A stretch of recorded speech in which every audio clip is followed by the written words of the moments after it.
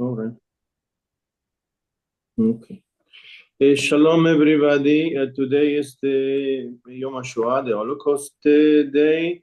So, on a personal note, I know you were talking before. On my mother's side of the family, between 80 and 90% of the family were exterminated in the Holocaust. So there was not much relatives when I grew up. My mother's mother escaped before the Holocaust, but she had there were 11 siblings, and 8 were killed, and her parents, and my grandmother and 2 brothers lived before. Actually, they wanted to come to Israel, but here there was the White Book. And in America, they didn't accept Jews anymore in the 20s, in the end of the 20s. So that's why they went to Argentina. The same story with my father's side, just 9 were killed of the 11. And I am, my Hebrew name is of 2 of them that were killed in the Holocaust. I want to say something now in general. There is this view or thesis that because of the Holocaust, so the world accepts us and they give us the state, and that we have a state of Israel because of the Holocaust. And I don't agree with this thesis at all. I see the opposite. I think if there were not an Holocaust, we will be a much stronger state of Israel and much stronger Jewish people today. The Holocaust only damaged us. They didn't make us better. And I know because there was a lot of people who were very Zionist, which they wanted to come here and they couldn't because the British didn't let them. But eventually, I think they will keep on living. They will emigrate. Like most of the Jews that live in the state of Israel today, they emigrate much later than 48. Not everybody came in 48. People came later.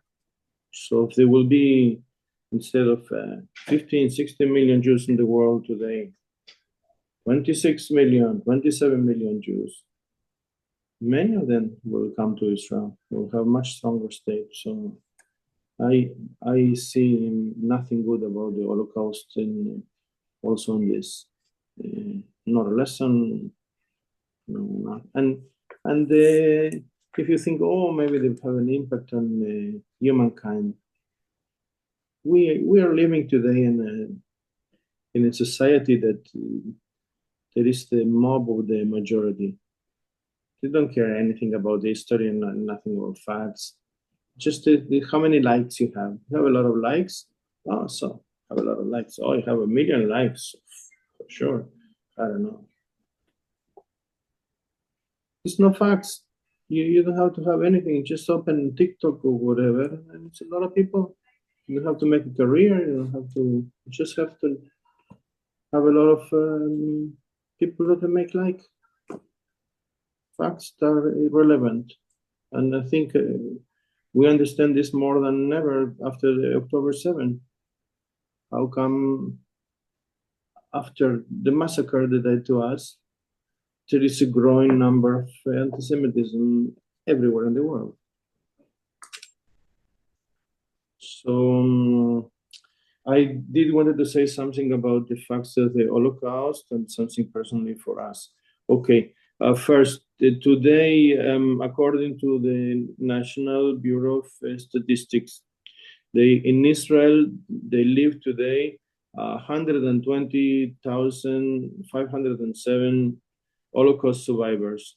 40,000 are to survive the Holocaust. 43,000 they are evacuees of the Holocaust, and 36,000 they suffer anti-Semitism on the Second World. All of these 120,000 they call Holocaust survivors, and they have if when we go to help every month Holocaust survivors, they have this card. I don't know if I show you. Maybe I'll show you once.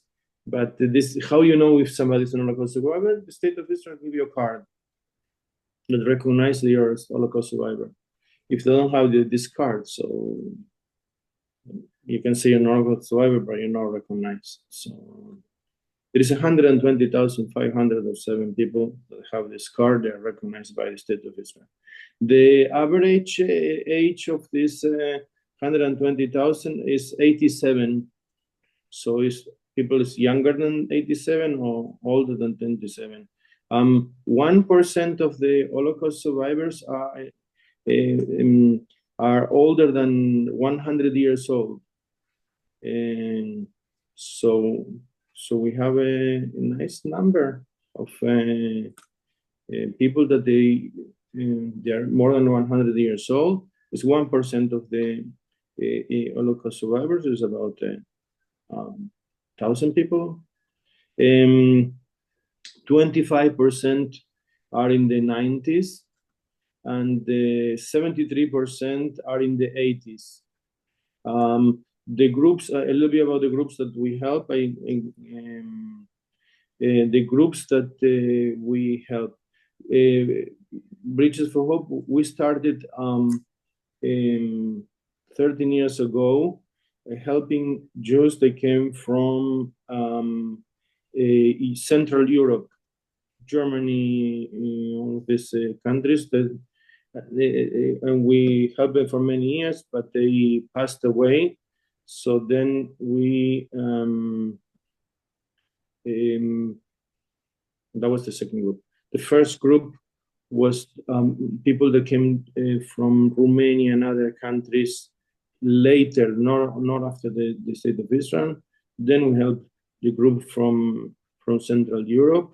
Both groups, they passed away. Then we have a period that we help individuals, and 4 years ago we started helping a group of Holocaust survivors. They grew from 7 to 21. That we give them every month food vouchers to help them not to choose between food and medicine. And the main characteristic in this group is that there were children when living in cities in Poland, and when the Germans bombed them, these Jews went to Russia, to Sibir even. And that's why, and most of them, they were orphans. So there were children taken to Russia, to Sibir, to be protected from the German bombs. And they saved them too, because if they will be staying in Poland, they probably will be killed during the Holocaust. That's why they only could come to Israel when Russia let the Jews left. So this in the 90s. So the statistic is that 31% of the Holocaust survivors that I say to you today, they made Aliyah when the state of Israel was established. And 26% they came on the 90s.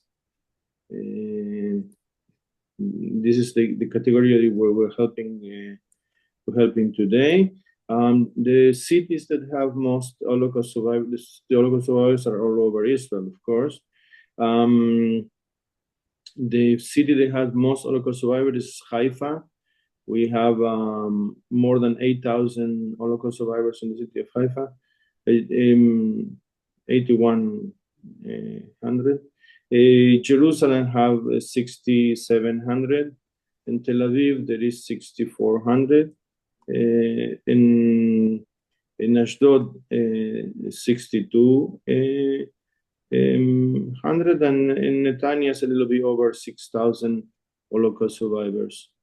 So these are the 5 cities of the more. That's why, obviously, in Haifa there is more need because there is more Holocaust survivors. Also in general, and also related to the population. Okay? So this about the Holocaust survivors. I think we're doing an awesome job. And the last group, we also give them food vouchers, but every month we do an activity with them and help them. I think we all should be very proud of what we do. A little bit about the Torah study today. We are very close to the end of the Masechet Avot, right? We are today on chapter 6 and the Mishnah 8. So it means that we have 1, 2, 3 more to go and to finish. And that's why I think even that this chapter is an addendum, was not part of the original, they want already to start giving some honors to Rabbi Edgar Nof, who is the compiler of the Mishnah. He's the one that bring all of the saying of the sages, 200 years of sages saying things, and organize it in 6 orders, 63 tractates of the Mishnah. That will be the oral law. That's why Rabbi Shimon ben Menassia, this is a sage that lived in the year 200 more or less. As he's a contemporary of Rabbi Edgar Nof. He lives in the same time that the editor of the compiler of the Mishnah lives. And that's why at the end he said that the 7 qualities that were said before, everything happened to Rabbi Edgar Nof and his children. But actually, when we start reading, Rabbi Shimon ben Menassia, he brings on the name of Rabbi Shimon ben Yochai, we talk a lot about Rabbi Shimon ben Yochai, 8 things. He say, Anoi ve'akoach, ha'osher ve'akavod, ve'achokma ve'azikna, ve'ashiva ve'abanim. So he brings 8 qualities. And then at the end, the only 7 say 7 qualities. So maybe the children is not a quality. Maybe the qualities are the first 7. And the idea is that if you have somebody that study Torah and that good deeds, there are 7 qualities that is very good for them and for everybody else. And it's interesting, the qualities here. The qualities here are not, smart, I don't know, open-minded. No, it's first the noi, which is the beauty, and the koach, and the power, and the osher, the wealth, and the honor. Honor, okay, you can be honored only if you're a professor in university. And the wisdom is definitely connected to the study. Bazikna, ve'aseva, the old age, and even more, and the children. And I think he say the 7 qualities because the children, I mean, you can have all of these things and you don't have children. And so you cannot blame you for not have children. And I don't think that not everybody that study the Torah and the good deeds have these 8 qualities. But who I am to argue with Rabbi Shimon ben Menassia or with Rabbi Shimon bar Yochai? I think if somebody does good deeds and study the Torah and has all of these great attributes, good for him, good for everybody. I'm in favor of win-win. I also prefer that if somebody does good deeds, that will be respected and will be not respected. That have wealth instead of being poor. That would be wise, obviously, that being not wise. That make it a long life. That's nice rewards. If he's elegant, good looking, it's fine too. And if he's in good shape in the body, it's also good. I mean, I tend to agree. I think it's a nice. I wish everybody in this awesome group, and the people that listen us, right? Listens people that listen after. I wish you all you should have the noi and the koach and the osher and the kavod and the chokhmah and the sikna and the shiva and the banim, that you should all have, you should all be good looking as Moses until 120, and you have strength and you don't have to go to the doctors, and you have plenty of money in the bank, so you don't have to worry, and everybody will respect you, and you will be wise, especially if you're in this class. And that you will live for a long time until you will be old, and it will be a pleasant life, and you have a lot of children and grandchildren and great-grandchildren. Amen. I finished my... Very nice blessing. And thank you.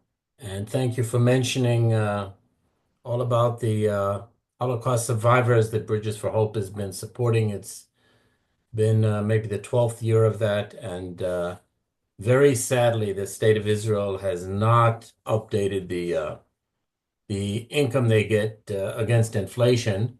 And so they're actually getting a little bit less than they got last year. And so that way the delta of what we do for them becomes that much more important. And before I dive into this, I'll just invite you all to join me in the prayer as we study this Mishnah of Torah. Baruch Ata Adonai Eloheinu Melech HaOlam Asher Kedishanu B'mitzvotav V'tzivanu La'asok B'divrei Torah. Okay, and I'm going to share my screen here on all 6-8, and I entitled this Israel at 77 because I thought that while I could read the Proverbs, which we studied pretty intensely about 3 years ago, and the two texts here are quoted in it, but I have my book of Proverbs, Mishlei, of Shlomo HaMelech, the wise, but I'll just read it that Rabbi Shimon, the son of Judah, would say, beauty and strength, wealth, honor, wisdom, sageness, old age, and children are becoming to the righteous and becoming to the world. Like lovely for the righteous and lovely for them. As is stated in the Proverbs, old age is a crown of beauty to be found in the ways of righteousness. And it says in Proverbs, again, in 20 later on, and we discussed this when we were doing Proverbs, that the beauty of youth is their strength, the glory of sages is their age, and lastly in Proverbs 17, that the crown of sages are their grandchildren, and the beauty of children their fathers. And it says, the moon shall be abashed and the sun shamed, for the Lord of hosts has reigned in Zion. Before his elders is glory. And Rabbi Shimon of Manasseh would say these 7 qualities of the righteous were all realized in Rabbi Yehuda Nasi. So as Edgar mentioned, they're saying nice things about Rabbi Yehuda Nasi here, the very, very important sage who basically saved Judaism from disappearing by putting together the Mishnah and giving us the Talmud, which until then was, and is still called the oral law, but until then was only oral. And by putting it together and putting it in writing, we have all the wisdom that they had then. And so, well, this week and today is a very heavy day in thinking about the Holocaust. Next week, because we will not be studying, but we'll be celebrating Israel Independence Day. I often look at these texts and think in terms of the individual versus the collective, about the Jew or myself and about the Jewish nation. And so I try to think a little bit about the nation of Israel, the state of Israel, and what of these traits we can relate to in terms of the state of Israel, in terms of how beautiful it is, very beautiful. How strong we are, very strong. How wealthy this country has become. Well, I don't know if we're going to compare to people who came at the time of the Holocaust, it's a whole other story, right? A very wealthy country. The honor of the state of Israel, we could cast more doubt there, perhaps. The wisdom expressed by the actions of the state of Israel, sageness being kind of close to that. Old age, well, 75 is not a young state anymore. There are many states that have been formed at the same time or younger and are now really mature enough. So 75 is not as old as the oldest here on this Zoom cast, but it's getting there. It's already old age. It's what you'd call the gila shlishi, the elderly part of life. Israel is not a young, chalk up lots of things to young mistakes, even if there are other countries, obviously some that are around for longer. And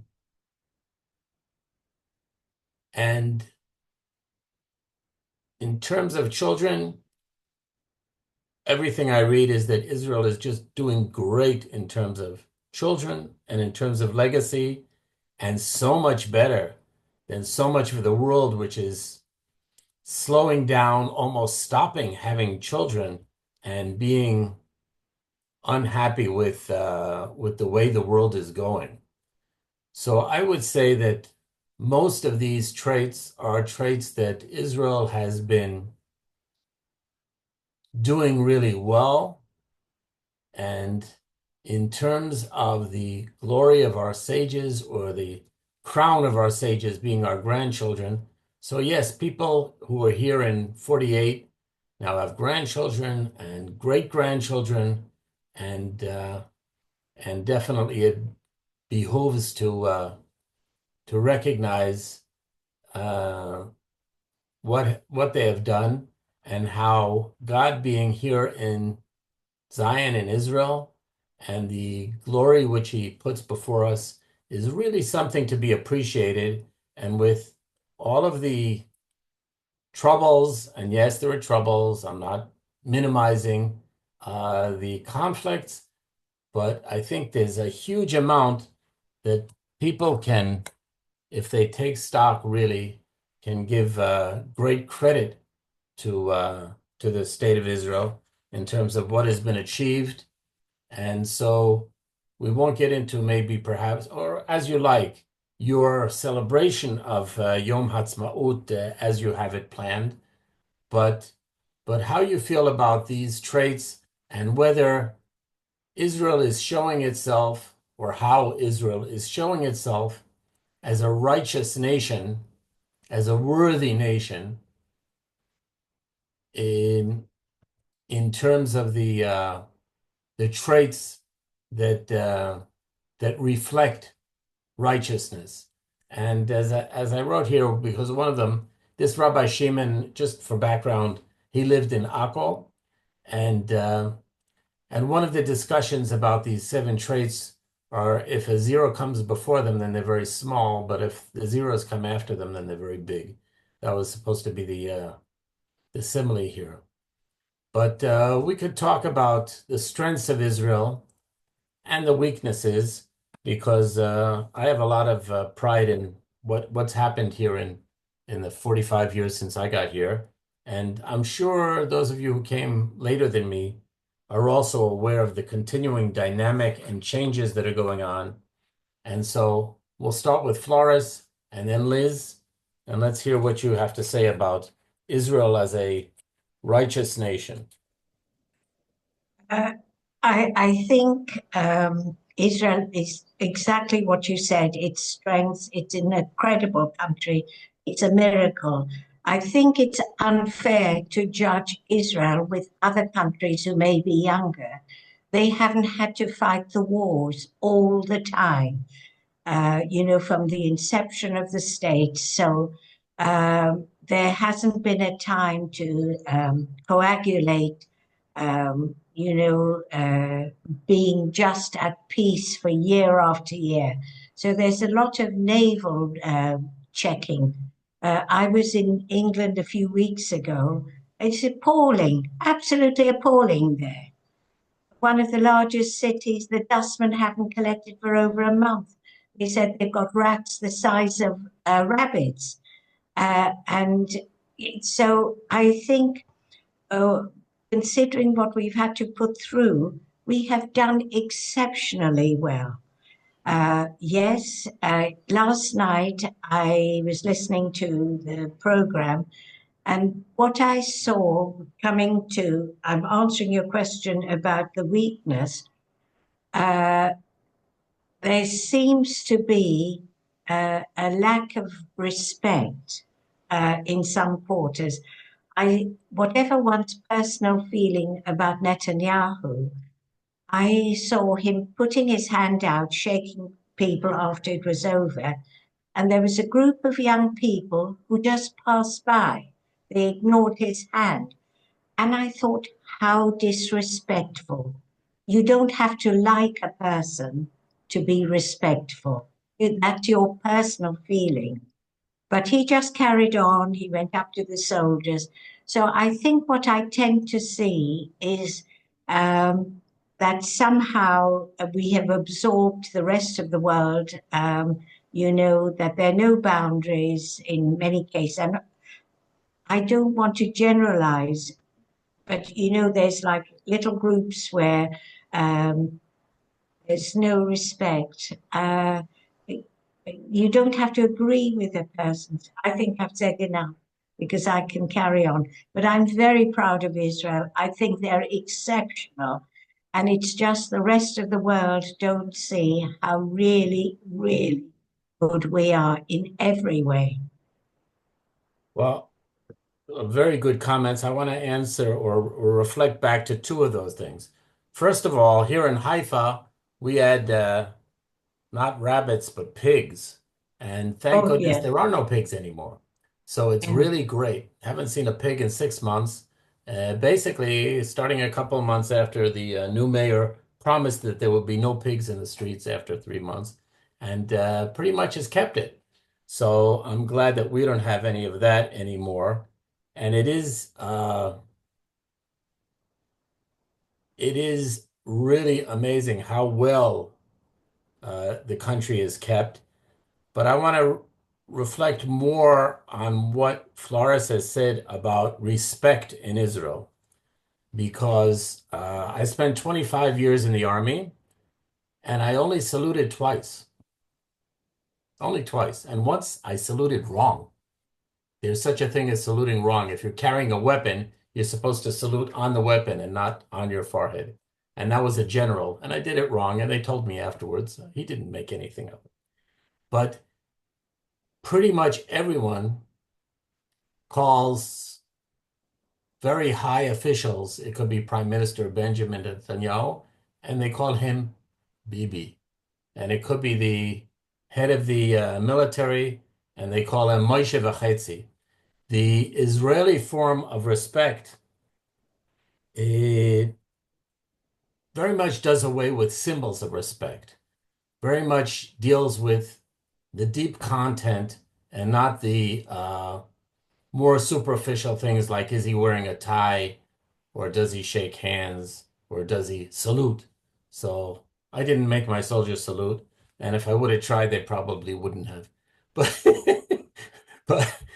but but that's respect works differently, very much culturally in different countries in terms of how we have respect.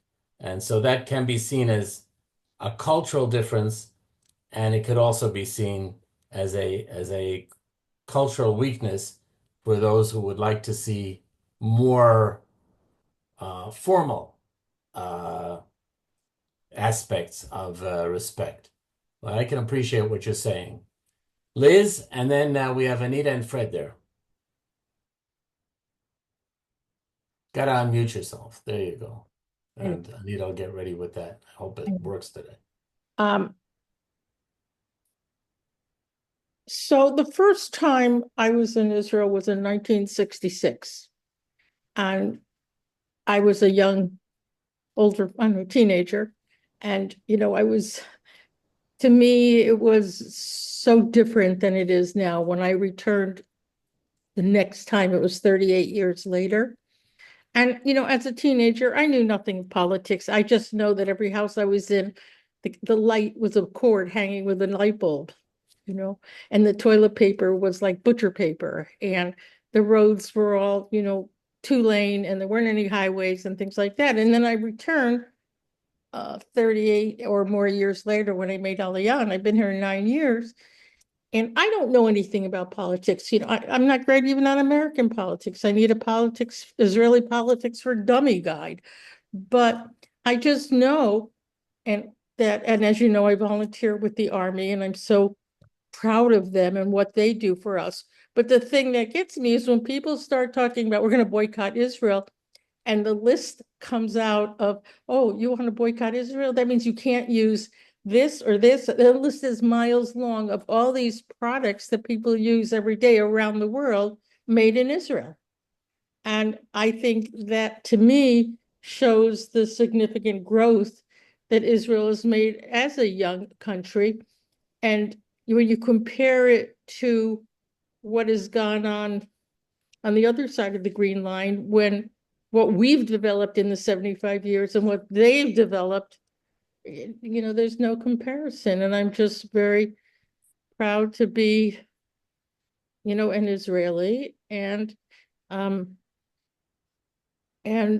living here. To me, it's a privilege. It's a privilege that I don't take for granted. And I used to tell my children, they don't realize how lucky they are. They're living in a time of history when Israel is actually, in the promised land. And that this wasn't happening for all the many years beforehand. And so now looking forward to my older son, making Aliyah with his family and feeling my circle enlarging, and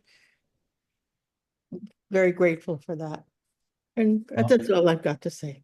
Well, when that happens, I'm sure that the grandchildren will be here and will see your crown, which is nice, and they will get to appreciate the honor and the privilege of being here. Anita, Fred, you decide who's first out of you? Jesse, once the 7-year-old gets over the shell shock of the whole thing. Yes, takes a while. There's adjustment. We're adjusting all our lives. Keep adapting. Well, Anita always decides, and she decided that I'll go first this time. Good. And I'm certainly proud of the material progress that Israel has made, of the respect in Israel that you see for learning, for science, for logic. I'm proud that even when Israel's had failings, if you compare it to the failings of other countries that have been in the same position as Israel with regard to enemies, with regard to war, I think that we've done reasonably well.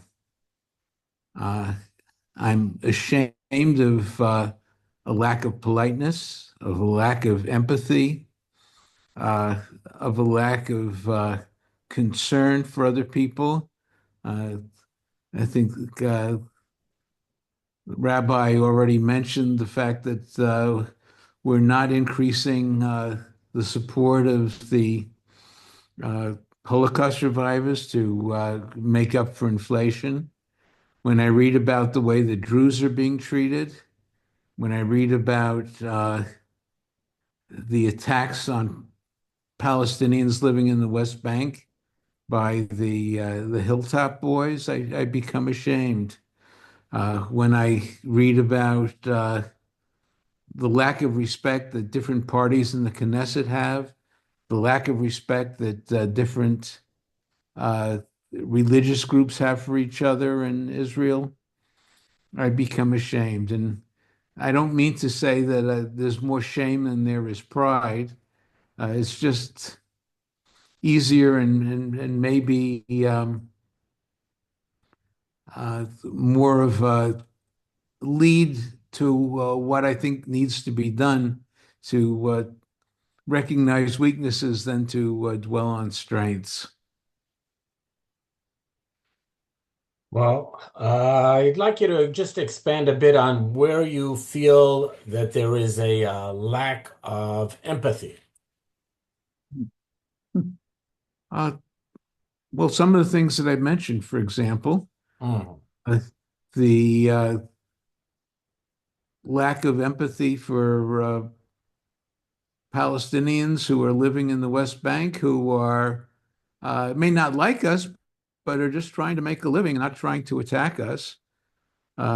We attack them as a form of payback.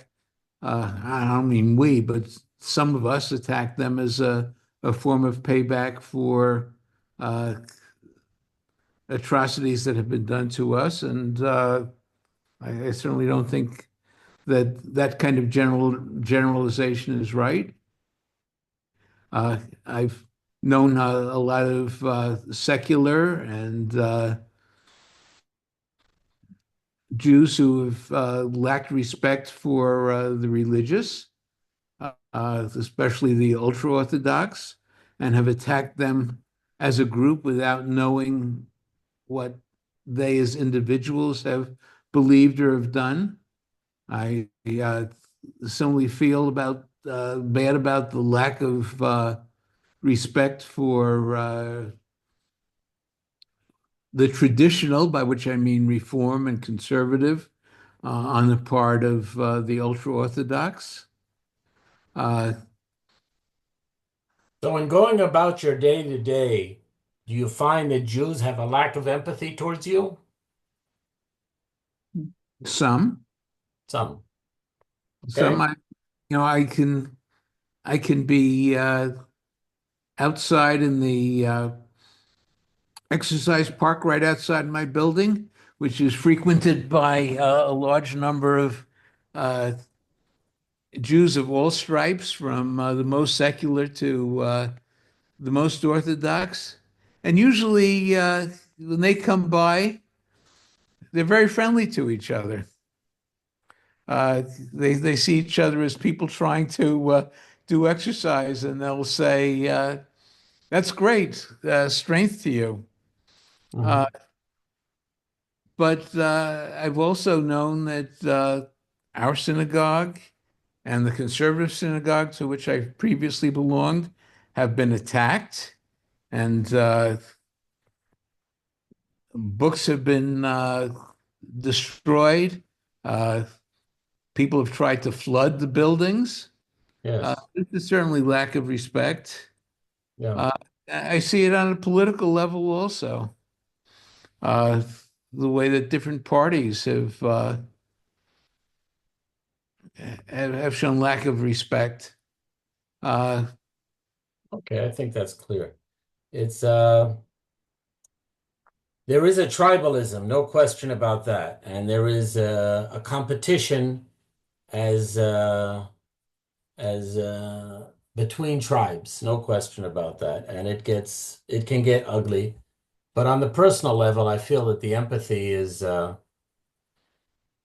We used to say that in New York, if somebody hits you and you're down on the ground, everyone will walk past because they don't want to get involved. And here, right away, people will pick you up, and not only will they take you to the hospital, but the hospital is free because we take care of each other. And things like that. I'm not sure if that's exactly the case in New York or in Israel anymore, but it kind of reflects the arevut hadadit, and that's a kind of Israeli form of empathy. Let's see where Anita goes with this. Okay, well, I'm not going to be any more positive, that's for sure. Uh, I agree with everything that Fred said. I think the thing that struck me most recently is the lack of leadership. And it struck me in a somewhat personal way, in that I am now deeply concerned about what's going to happen to my grandson, who's 5 years old. I know he loves this land. This will be his land. I have no doubt he will serve in the military. His father is a major in the reserves. This is part of his life. But I also know that right now I have very weak confidence in what is leadership. Not only here, I could pick other places too. And I know for young people, it's very important to have leaders that one can look up to in a positive way, not in an idolatry way, and not as a, this is a god or something like that. But and I think that we as a country here, and I can say this now because I am an Israeli, need to look deeply at this issue. I agree with all the things that Fred said. I was horrified the other day when I saw that the Druze in the north were having a special memorial for, I believe, the 13 Druze who have died in Gaza, in addition to the very, very sad story of the 12 children that died in the north playing soccer or games, and that no one of any significance was going to go and stand and say, we're here with you. That's a tragedy, and that's a lack of leadership, in my opinion. Okay, that's an example. But it also shows a lack of empathy. The Druze have been a group that have stood with us many, many times. And I hope they will continue to do that. But that's a sad description. So I think we do have some wonderful things here. I've no doubt about that. But we got to be careful. That can go our heads, and we can get ourselves into trouble. So that's the concern I would have at this point. Well, I'm going to mention, because you mentioned the Druze, and my direct superior in my administrative job is a Druzy guy, so I'm very aware because I helped him know what today is all about. And today is the biggest holiday of the Druze. It begins tomorrow, actually, and it's called Nebi Shuaib, which is another name for Yitro or Jethro, was the father of Tzipporah, who married Moses, and who helped establish the modern bureaucracy and system of law and courts. And we discuss that every time we get to Parashat Yitro, or the Jethro Parsha in the Torah is a Druze, and so people go up to Nebi Shuaib on the way to clear, pretty close to Tiberias, which is where he is buried, or maybe that's his burial place. But there's a huge, so there are going to be tens, if not hundreds of thousands of Druze who are going to be getting together there. And yes, there are problems with leadership, and yes, I agree with Fred with the problems, and I agree with you as well, Anita, that leadership is very, very, very difficult among Jews. Part of what has kept us as a nation has been our continued allegiances to tribes that are much smaller than a national leadership. We've gone through 2,000 years of being connected to a community rather than a nation. And definitely the adaptation to the idea that we're a nation that the tribes within have to get along will be a strength as it develops, and as coalitions of the tribes get together. And that will be the glory of sages as the ages move on. In Gershon, and then I have Mom and Ted there, and then I think I have Michael. I saw Michael. So go ahead, Gershon, and then Mom will get ready and get herself unmuted while Gershon is speaking. Okay, so to be honest, the actual passage I found a little difficult to gel in my mind, but I can still go for answering the questions. And I'll actually short story of an old friend who I've unfortunately lost touch with. He came to the U.S. to my lab in Rochester, New York in 1987 as a research fellow in cardiology. And he told me over lunch once that the best part of Israel, he was the medical commander for the North, or had been, I believe, before then. And he said the best thing is the army. In the army, you tell somebody what to do and they go do it. Every place else, things are not so distinct and straightforward. And so I'd call all this both a strength and a weakness. It looks from the outside like a lot of chaos here, but in spite of the chaos, a lot of things get done. And so it's just the nature of the personality of the people of the country that we get a lot done. And that's one of the biggest strengths that I see here. As far as the weaknesses, the one that comes to mind most and also requires little explanation is hasbara, but trying to explain ourselves to the rest of the world. And we seem to be at a fairly continuous state of failure at that because there are so many people out there who still misinterpret what goes on here, what we try to do, what we think we're doing, what actually happens here.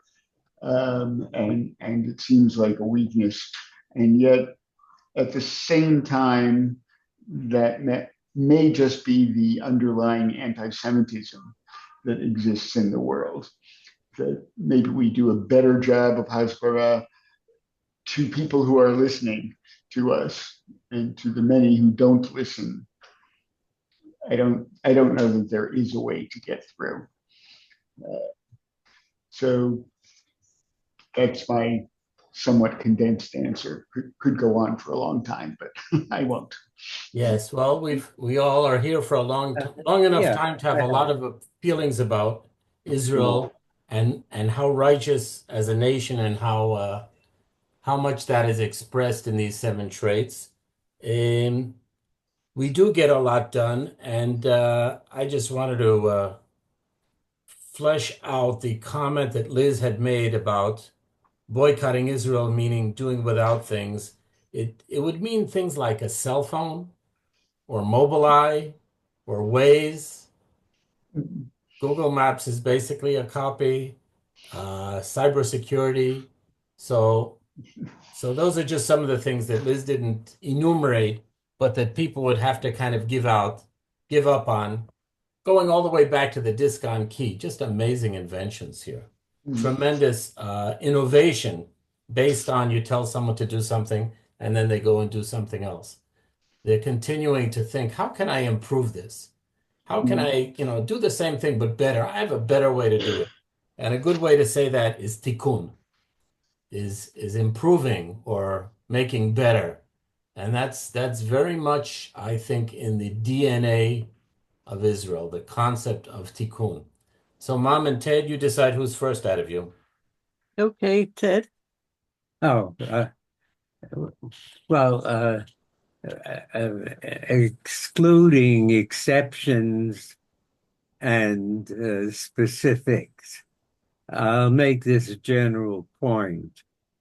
and that is that Israel, in its faith and in its interaction with its people and other people, Israel is motivated by love, and Israel's enemies are motivated by hate. They want to kill every Jew. They want to rid Israel of Jews. And if there's any merit to the expression, love conquers all, I think Israel is in a better position than its enemies. Okay. I think we are in a better position. That's for sure. And if we only have one time around in this world, so love sounds better than hate. Mom, you're going to add some? Yes, I want to say, And then Michael will be ready. I want to say that from my point of view,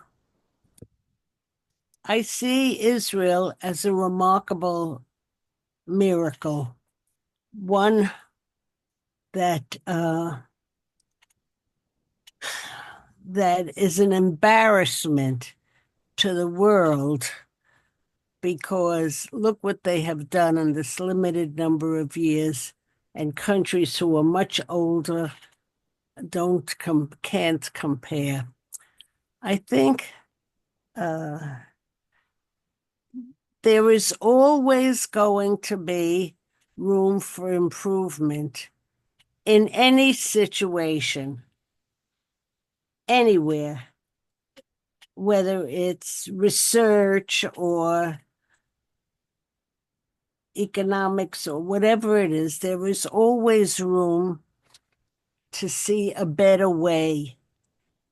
Israel has taken that and flown with it, finding a better way. It's easy to be critical. If you're not getting what you want, you could criticize.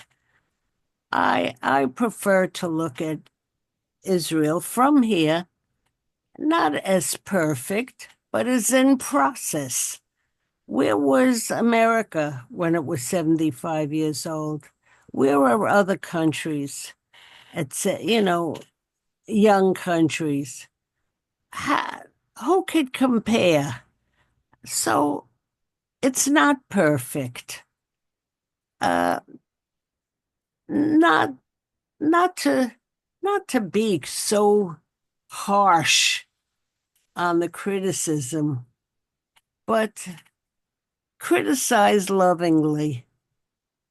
Criticize with a positive aspect, and not just what the world has been doing. So I say, good luck to Israel.